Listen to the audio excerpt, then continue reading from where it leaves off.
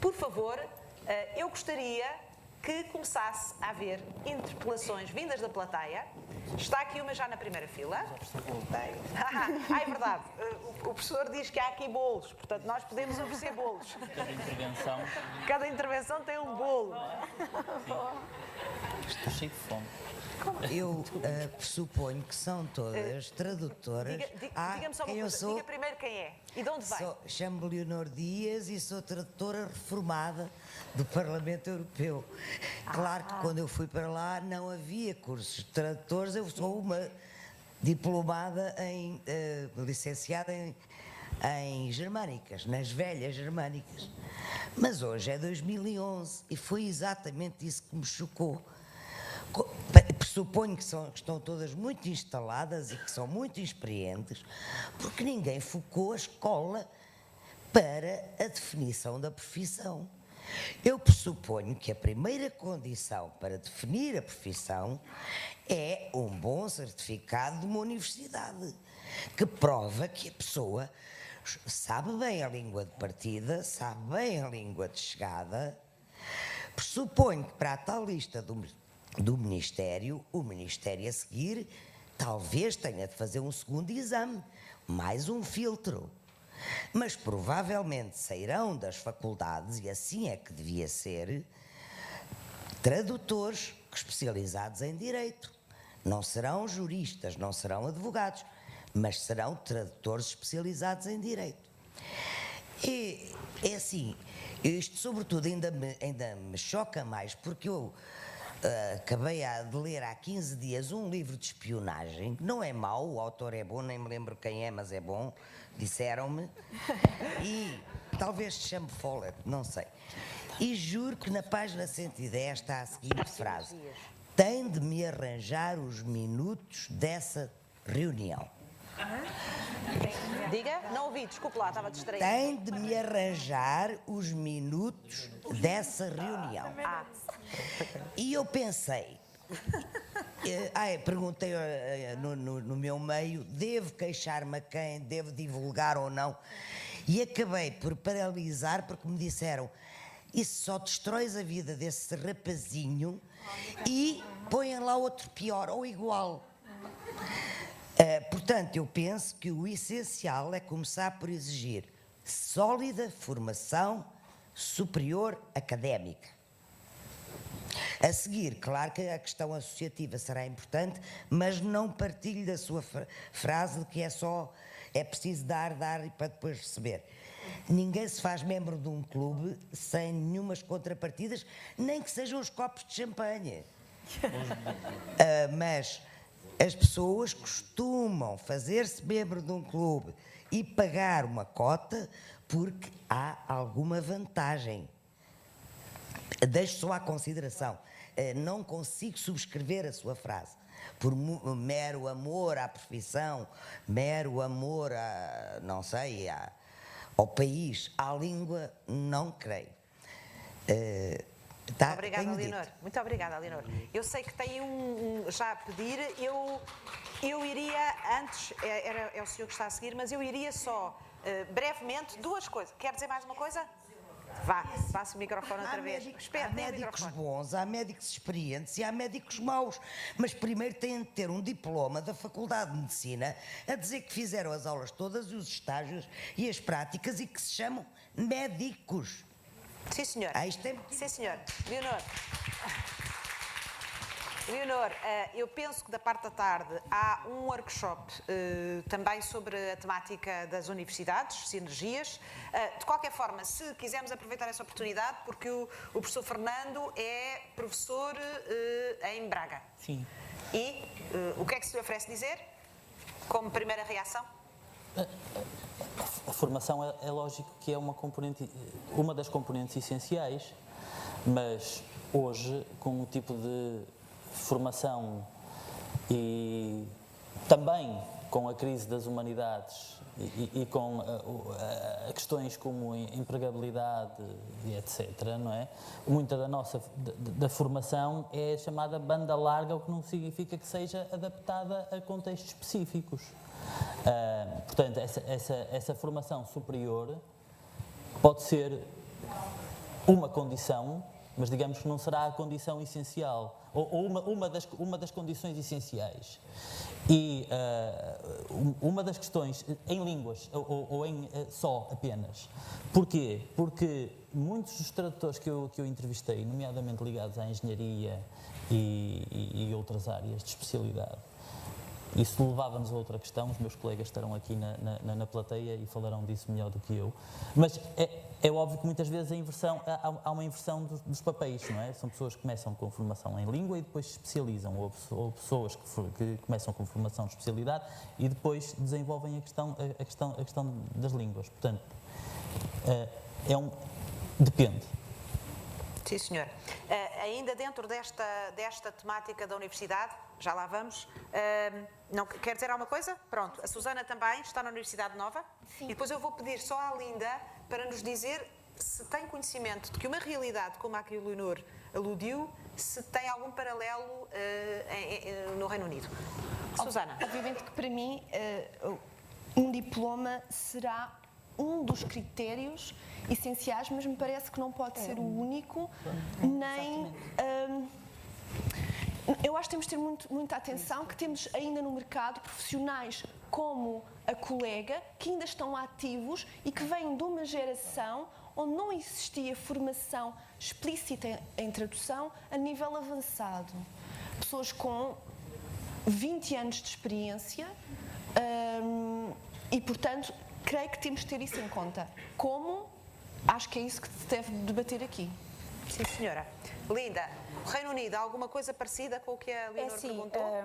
Ih, tanta gente. Eu há bocado já falei exatamente desse assunto. Há pessoas que fazem a formação em tradução e em línguas, etc., e saem com uma licenciatura e depois fazem a parte técnica, mas há muita gente, como eu disse há bocado, que vem de especialização. Eu própria disse que eu vinha de lei, okay? Que fazem a especialização e mais tarde fazem ou pós-graduação ou especialização, porque há cursos além dos cursos académicos, há cursos com reconhecimento pelo Institute of Linguistics, por exemplo, que mais tarde fazem a tradução e depois fazem os tais exames para certificação. Tem que ser sempre bons, isso é que não é, mas não é só via do ensino universitário. Sim, senhora, mas eu penso que também não era a ideia. Há muita gente para intervir, 1, 2, 3, 4, 5, 6... Eu só queria pedir diga. à mesa, isto Sim. é um pedido à mesa, Sim. não é? Eu queria pedir à mesa que ele ligasse o debate e que não transforme isto em perguntas. Está bem. Sim, senhora. Nós já ouvimos o painel e agora o que era interessante era ouvir as opiniões que estão no público. Muito bem. Que são os que estão no terreno. Sim, senhora. Eu só fiz isso no caso da pergunta da Leonor, porque como ela estava a perguntar uma coisa muito específica relativamente à formação nas universidades, e tendo nós aqui professores universitários, acharia interessante. A partir daqui, o debate está aberto, não sei onde está o microfone. Está ali. Então, comece por si, já que o tem na mão, e depois para aquele lado. Ok, obrigado. Eu sou Vítor Bastos, venho do Parlamento Europeu. Eu e, aliás, muitos colegas, quer ainda no ativo, quer outros, a própria Eva, que falou agora, a doutora Eva, trabalhou connosco durante muitos anos. Temos aqui uma larga cobertura que vai até uma estagiária que saiu lá, a Sónia Pereira, que saiu lá há 2 dias.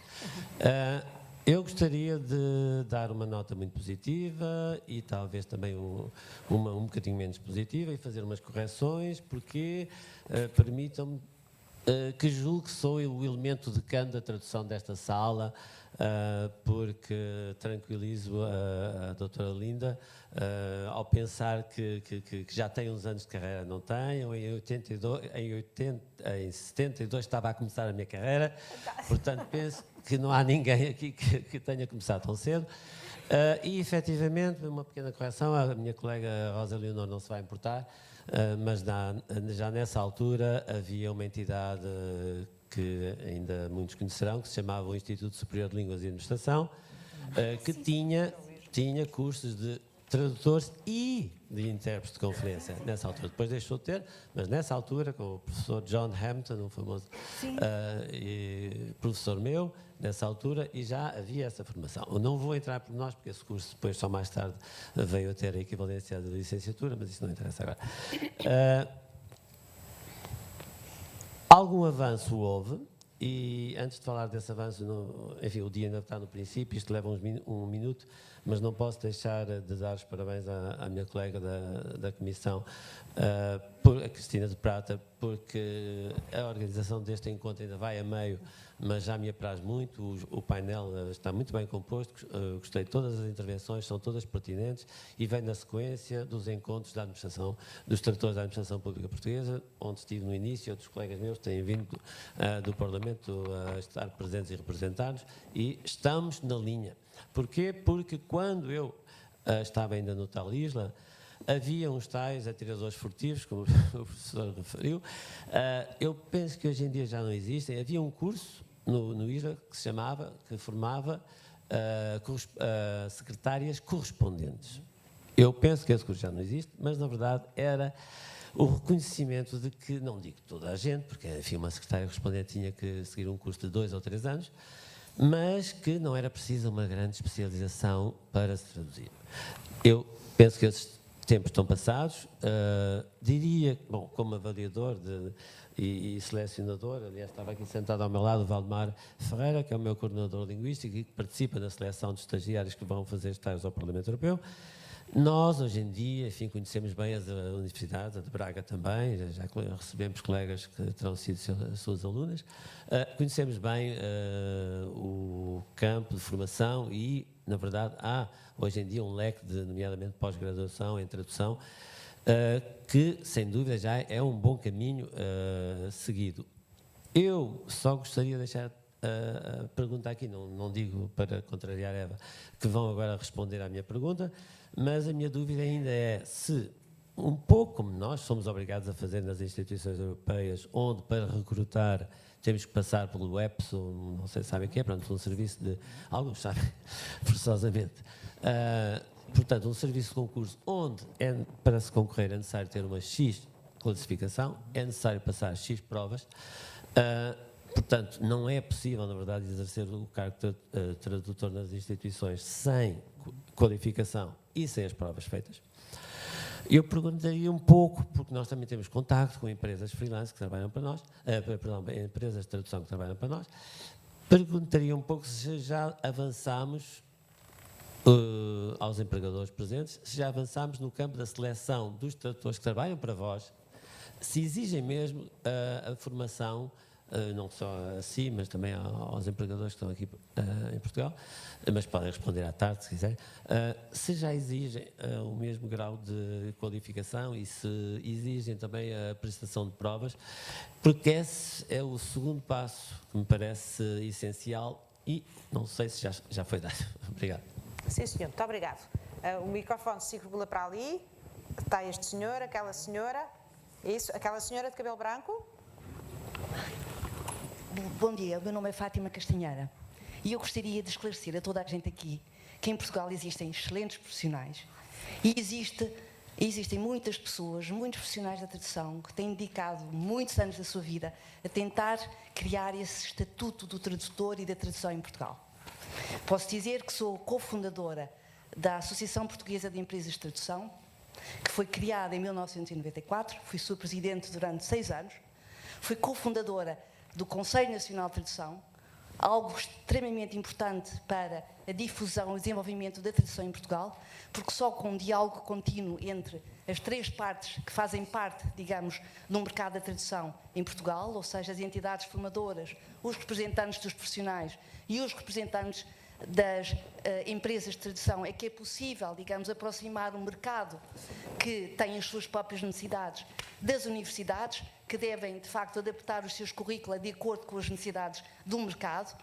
Só através disto é que é possível chegarmos a conclusões. Posso-vos dizer que no âmbito do Conselho Nacional de Tradução precisámos de 7 anos, 7 anos, não foi 1, nem 2, nem 3, 7 anos de trabalho árduo, de trabalho contínuo para conseguirmos criá-lo. Temos-lo neste momento, ou seja, Portugal neste momento tem à sua disposição, melhor dizendo, não Portugal, mas o mercado da tradução em Portugal, a comunidade da tradução em Portugal, tem à sua disposição todos os meios para poder desenvolver e para poder lutar por um lugar ao sol da profissão de tradução em Portugal.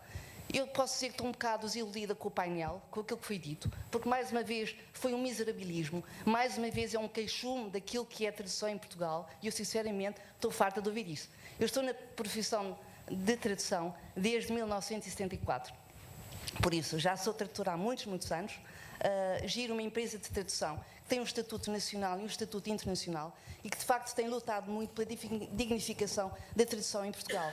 E posso dizer que tem havido uma melhoria constante a nível da formação do tradutor em Portugal. Eu que acompanhei, digamos, desde 74 até agora, as contínuas saídas de tradutores das universidades, verifico que cada vez há mais tradutores especializados, há mais tradutores com uma formação adequada para o desempenho da profissão. E por isso, quer dizer, fico um bocadinho assim desorientada com aquilo que tenho vindo a ouvir, porque parece que estamos com o mesmo discurso de há 5, 10, 15, 20 anos atrás, quando a situação no nosso mercado mudou radicalmente. Relativamente à pergunta que foi feita pela representante aqui do Ministério da Justiça, eu gostaria de dizer, ou de dar uma dica para se encontrar, de facto, os tradutores especializados necessários para constarem dessa lista. Nós temos instituições em Portugal que representam as várias vertentes. Temos uma APT, que eu não sei onde é que está neste momento e que deveria estar aí a ser representada, que deve representar em Portugal os tradutores profissionais. Temos a APET, que representa as associações de professores de empresas. Temos também a AIC, que representa os intérpretes de conferência profissionais. E penso que estas três entidades, juntamente com o Ministério da Justiça, deveriam acordar numa forma de avaliação, de caminho a seguir, para se criar essa tal lista, que é muito importante. Mas posso também já esclarecer ao Ministério da Justiça que em Portugal existem muitos bons profissionais que trabalham regularmente para as várias entidades ligadas à Justiça a nível nacional e a nível internacional, com provas dadas, e que têm nos seus currícula muita experiência e que poderão em qualquer altura servir de facto os interesses do nosso país a nível de justiça. Mas para isso há uma coisa que é determinante, é primeiro que a profissão seja reconhecida e seja devidamente paga, porque não podemos estar à mercê, digamos, dos preços perfeitamente irrisórios que os juízes se pontificam a pagar. E porquê? Tudo apenas porque a profissão de tradução em Portugal, de tradutor profissional, ainda não é devidamente reconhecido. E das duas uma, ou de facto a pessoa cria, paralelamente a todo este sistema, uma entidade à parte, como aconteceu com a minha empresa e como acontece com outras empresas muito profissionais que existem em Portugal, e, digamos, lança-se no termínio da tradução de uma forma profissional, sobretudo a partir do momento em que já existe uma norma europeia de tradução, que é uma norma que veio permitir, de facto, normalizar toda a atividade da tradução de A a Z, e posso-vos dizer que a nível mundial foi a primeira norma que existiu a nível, digamos, regional, quando eu digo regional, a nível da Europa, e que veio permitir, de facto, a certificação de muitas empresas de tradução e que veio permitir também criar a possibilidade dos tradutores individuais se poderem certificar. Para além disso, existe também a norma ISO, que já anteriormente permitia a certificação de empresas. Existem em Portugal várias empresas certificadas segundo esta norma, que de facto seguem todos uns preceitos estipulados nessas mesmas normas. Por isso é só para dar aqui um bocadinho de luz e também de esperança ao nosso país. Acabemos com o miserabilismo, arregacemos as mangas e trabalhemos em conjunto, que é isso que é importante. Sim, senhor. Muito obrigada. Ali na fila, está ali aquele senhor e depois para aqui para a frente para a doutora Eva. Aquele senhor ali.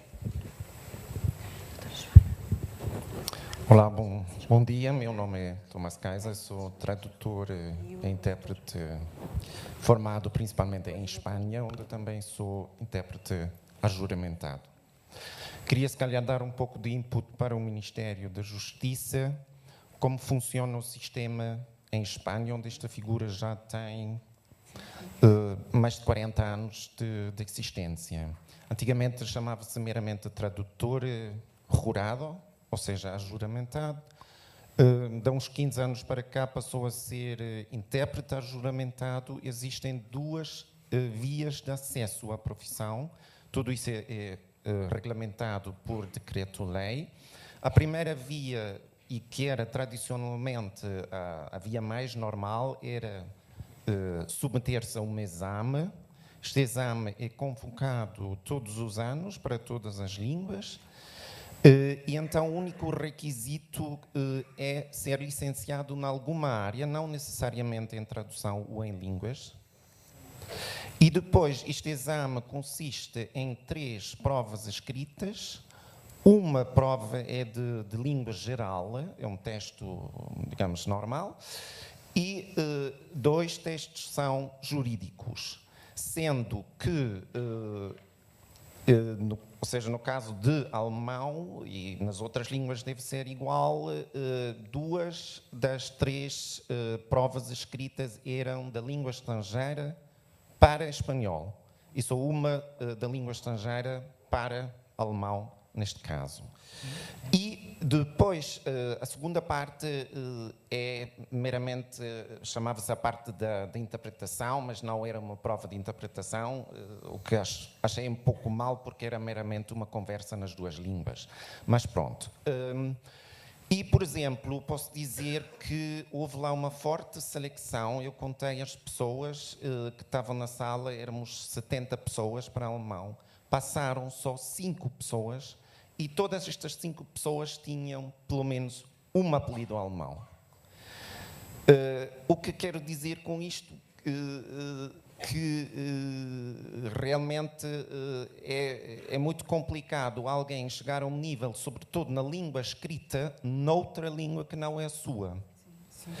Então, pelo menos, eu agora, com este título de ajuramentado, que é igual que na Inglaterra, temos o nosso próprio carimbo, temos um cartão com foto, temos o nosso número, depois existe uma listagem onde vem por ordem alfabética todas as línguas e dentro das línguas as províncias em Espanha onde estão estes intérpretes, de maneira que até as pessoas particulares, consultando a lista, sabem onde há alguém dessa língua perto deles.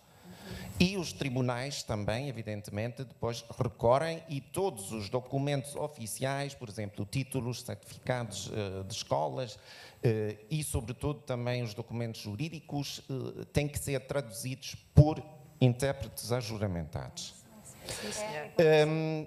A segunda via de acesso, que foi introduzida mais recentemente, quando eu estava a acabar o curso, em 97, mais ou menos, é por equivalência ao título de licenciatura em tradução e interpretação, mas com o segundo critério de ter pelo menos feito 20 créditos de tradução jurídica.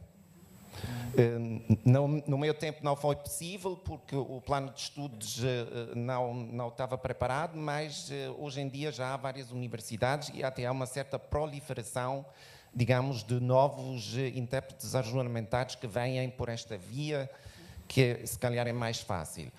Ou seja, eu gostava que existisse esta figura de tradutor ou intérprete ajuramentado, sendo que realmente pergunto-me se depois quero constar desta listagem. Porquê? Porque depois os tribunais me vão chamar, vão-me pagar os 0,027 euros por palavra, que está 100% por debaixo do preço do mercado, ou mais de 100%, porque normalmente recebo até mais perto de 0,10 cêntimos por palavra do que de 0,05, que seria o duplo. Ou seja, por um lado, gostava de ser intérprete ajuramentado aqui em Portugal e trabalhar, digamos, na economia privada para pessoas particulares e pratico o meu preço. Não quero é ser pago de acordo com a tabela oficial, por exemplo, também no caso da interpretação, que é uma unidade de conta, ou 2, fica a critério do juiz, que depois, de acordo com o tempo, não há nenhum critério. E outro problema, além das tarifas muito baixas, eu fiz, por exemplo, um trabalho escrito para um tribunal para o qual interpretei, mas através de uma agência, cobrando o preço normal do mercado, e depois uma das juízas me pediu eu fazer uma tradução. Era uma tradução bastante extensa, que me levou quase todo o mês, já foi o mês de março, uma tradução, mesmo com este preço da tabela, que ainda vale mais de 2.000 euros, e ainda não vi nada desse dinheiro.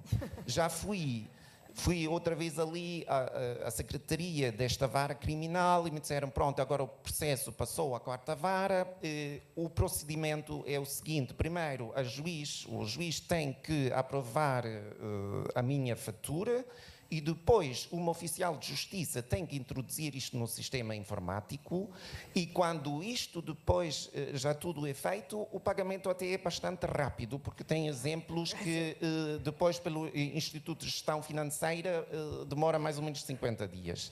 O problema são os primeiros 2 passos, que o juiz depois vai de férias, não sei o quê, nunca mais me aprova isso. Sim, senhora. Eu utilizei o mês todo em que quase não ganhei outra coisa do que isso e estou ainda à espera do dinheiro. Pois, compreendo. E sei que só vou cobrar em 2015 e com muita sorte. Sim, senhora. Por isso digo, por um lado gostava de entrar nesta listagem, mas só para me dedicar a pessoas particulares, onde eu possa dizer isto é o meu preço, aceita ou não.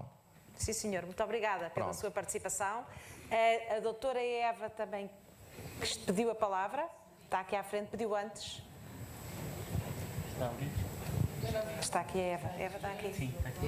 E eu sei que há ali a professora Alexandra e eu sei que o Manuel Santiago está a pedir. Eu vou-me entrar em contradição, porque pedi para isto não serem perguntas-respostas, mas precisamente tenho 2 perguntas muito concretas para fazer. E as perguntas que eu tenho para fazer é uma para a doutora Renata Margarido, a quem eu queria perguntar, havendo esse agora chama-se procedimento concursal, esse concurso, havendo esse concurso, eu gostava de saber se existe algum calendário previsto, se esse concurso é publicado no Diário da República, para as pessoas poderem ter acesso e poderem compreender quais os critérios desse concurso. Porque eu há 40 anos que ando nisto e gostaria que chegasse agora à hora da verdade, de ser feita qualquer coisa de mais concreto. Segunda pergunta, ia perguntar ao professor Ferreira Alves, qual é o papel do Conselho Nacional de Tradução em todo este processo? E o que é que, se tem algum projeto, se tenham feito alguma coisa para insistir naquilo que todos nós achamos muito importante, que é o reconhecimento da profissão. Sim, senhora Eva. Enquanto o microfone vai para ali, está aqui já o microfone, não é verdade? Está ao meu lado, só por isso. Mas é que não pode ser. A APT anda neste trabalho há 14 anos. Sim, A senhora. Associação Portuguesa de Tradução. Sim, sim. Há 14 anos que tem um... Sim, senhora. Muito obrigada. O microfone já ali está. Então, esse microfone tem que ir para ali. Para aquela assim. E depois para o Manuel Santiago lá atrás. Sim, diga. Não sei assim ali o Carolina. Não sei se está, assim. Diga. Bom dia, eu sou intérprete na Comissão Europeia, na DG Interpretação, mas numa outra vida fui tradutora ajuramentada na Alemanha. Como tradutora ajuramentada, para ser tradutora ajuramentada na Alemanha, tive que fazer provas bastante idênticas àquelas que o colega acabou de descrever que fez em Espanha. Portanto, e pegando na pergunta que tinha sido colocada pela representante do Ministério da Justiça, eu diria que o mais fácil seria realmente um organismo público proceder a uma análise daquilo que se faz nos outros países para o reconhecimento dos tradutores ajuramentados e criar um projeto idêntico com as mesmas fases que se fazem realmente para estes países. Quando fiz o exame de tradutora ajuramentada, era-me concedido também o título de intérprete ajuramentada junto dos tribunais. Hoje que sou intérprete, diria que isso continua a ser incorreto neste tipo de qualificação. Seria, quanto a mim, necessário neste momento ter 2 listas. Uma lista dos tradutores ajuramentados que pudesse ocupar-se de tudo o que é escrito e uma lista de intérpretes ajuramentados que pudesse responder às necessidades de uma interpretação de serviço público que seria, com certeza, pautada por outros critérios e por outro tipo de formação também. E, aliás, a esse respeito, a minha colega gostaria de dizer algumas palavras, porque foi algo que já batemos entre nós algumas vezes. Diga. E depois é daquele lado. É a senhora. Exato. Boa tarde. Diga. Anabela Frade, eu sou a chefe da Unidade de Língua Portuguesa na Direção-Geral da Interpretação da Comissão Europeia e consegui não desmaiar até dizer esta frase inteira por falta de oxigênio. Bom, aquilo que eu queria dizer, antes de mais nada, é que é muito interessante tudo aquilo que dizem, porque nós temos muitos problemas em comum, muitas questões em comum. Mas, claro, eu estou aqui para defender a minha dama, não é verdade? E começaria, talvez, interessou-me aquilo que disse sobre os graus do reconhecimento de uma profissão. A minha profissão não é uma profissão, são muitas profissões. Eu sou intérprete de conferências, há outros tipos de intérprete. E quando estava a ouvir, estava a pensar aqui em Portugal, a interpretação de conferências, que lá já chegou ao grau 3, que há associativismo. Mas se pensarmos em termos de número de pessoas que fazem parte desse grupo, se calhar não estamos no grau 1, que é a concorrência feroz e a desordem completa e absoluta.